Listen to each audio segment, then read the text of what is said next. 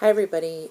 Today I am going to talk about boundaries, part 2.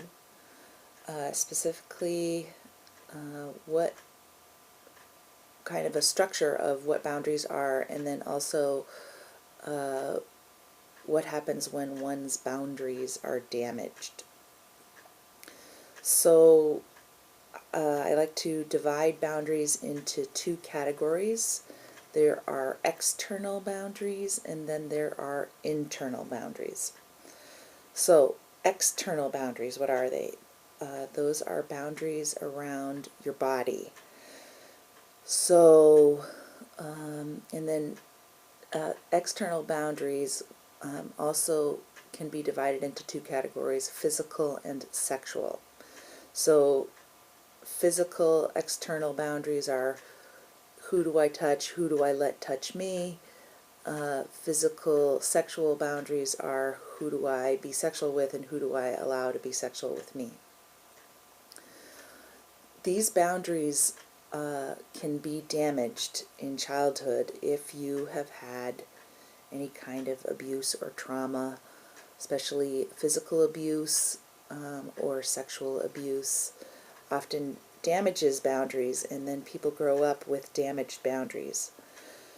So when people have damaged external boundaries, they will often either be an offender, which means that they violate other people's boundaries, or they become a victim where they don't protect themselves and allow people to violate their physical or sexual boundaries.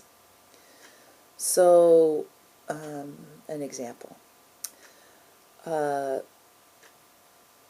Healthy boundaries are flexible, intact, they allow protection and they allow vulnerability. They open up to let safe people in, but they close up to keep dangerous people out.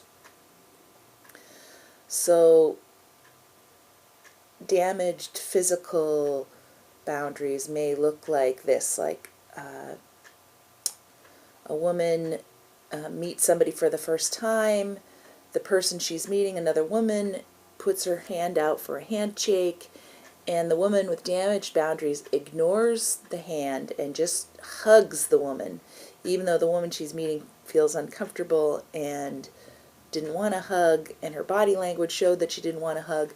The woman who has the damaged boundaries hugs her anyway, ignores the handshake and thinks, well, I think she needs a hug and I'm going to hug her. And she's completely misreading the other woman, and the other woman feels uncomfortable and feels violated after the hug. And even though the woman who's doing the hugging, perhaps her heart's in the right place and she had good intentions, she's actually violating the other woman's boundaries because she's not reading the handshake correctly, the body language. When you're talking about sexual external boundaries, I mean, a great example, teenagers, teenage girl says, no, I don't want to have sex, and the teenage boy ignores her calls for no and just proceeds to touch her sexually even though she doesn't want it. And then she maybe has damaged boundaries and allows this to happen, and he has damaged boundaries and becomes the offender, she becomes the victim. Both of them are have damaged boundaries, and that's an example of what external physical or external sexual damaged boundaries look like. So the other kind of boundaries are internal. Internal boundaries have to do with thinking, feeling, and behavior. So your internal boundaries contain your thinking, what you think about things, your feelings, what you feel about things, and your behavior, how you behave. So what do damaged internal boundaries look like? I have an example for you. Many years ago when I was in a roommate situation, it was my job to clean the house. I think it was my week to clean the house, and she went away for the week. So me, the procrastinator, waited to clean until I think she was due home like a Sunday evening. So Sunday afternoon is when I started to clean the house. So when she got home a little bit earlier than I expected, I was still in the middle of cleaning the house. I was like vacuuming the living room or something. She walked in and she exploded and screamed at me and told me that I ruined her day. She was looking forward to coming home to a clean house. The house was still dirty. I'm running the vacuum. I'm so inconsiderate. How could I do that? I'm the worst roommate ever, and she is so upset with me. I have a problem, and she can't stand living with me. So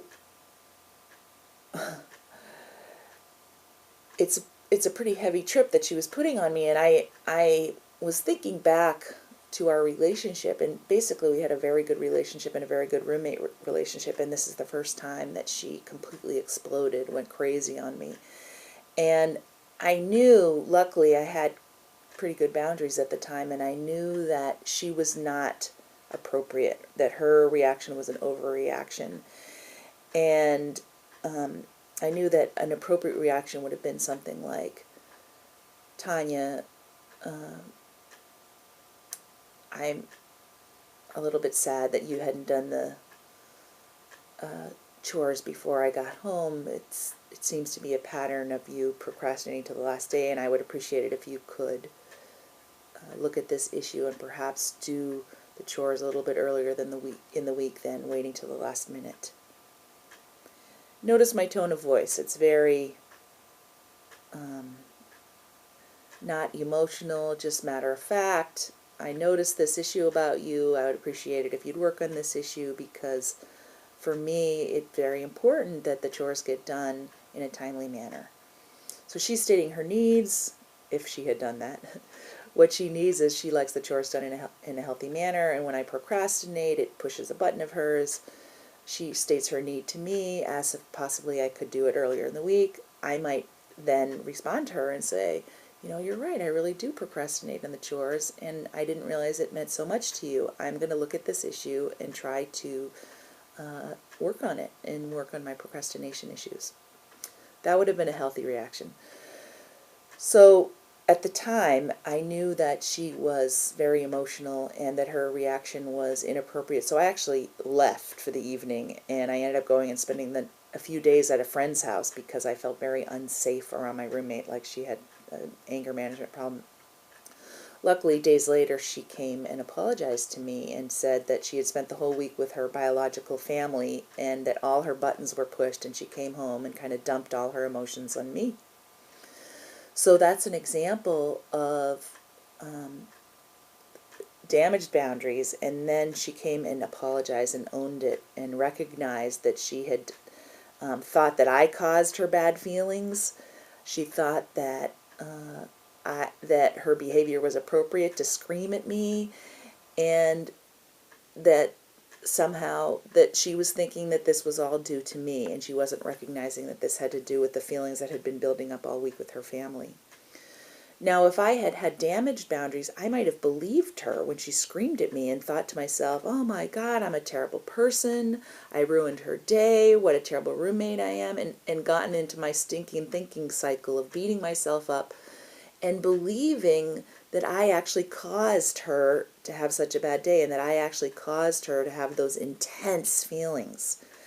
And this is an important point because a lot of people who are codependent take responsibility for other people's thinking, feeling, and behavior when they are not responsible for the other person's thinking, feeling, or behavior. So in the example I showed you, my roommate was being an offender by blaming me for her thinking, feeling, and behavior. And if I had believed her, I would have been having damaged internal boundaries by believing that I caused her thinking, feeling, and behavior. So this kind of interaction happens daily with people. And sometimes you can kind of know that. You might bump into somebody in the street that screams at you, and you might say, wow, that, you know, somebody with road rage in the car, maybe you can think, wow, that person is having a bad day. It had nothing to do with me. They're just taking it out on me So that's somebody that would have good boundaries that would recognize that. Somebody with damaged boundaries might scream back and engage, and then there's all kinds of drama that can happen from that. So let me review. 2 kinds of boundaries, external and internal. External boundaries are divided into physical boundaries or sexual boundaries. Internal boundaries have to do with thinking, feeling, and behavior. Healthy boundaries give protection, and then they also can be vulnerable. You let safe people in, you protect yourself from unsafe people. Damaged boundaries, however, you may become an offender or a victim. You may offend other people's boundaries, or you may have damaged boundaries, so you'll allow other people to offend you. You can't protect yourself. So I think I'm going to leave it there for boundaries, because that's kind of the structure that I'm going to be working with.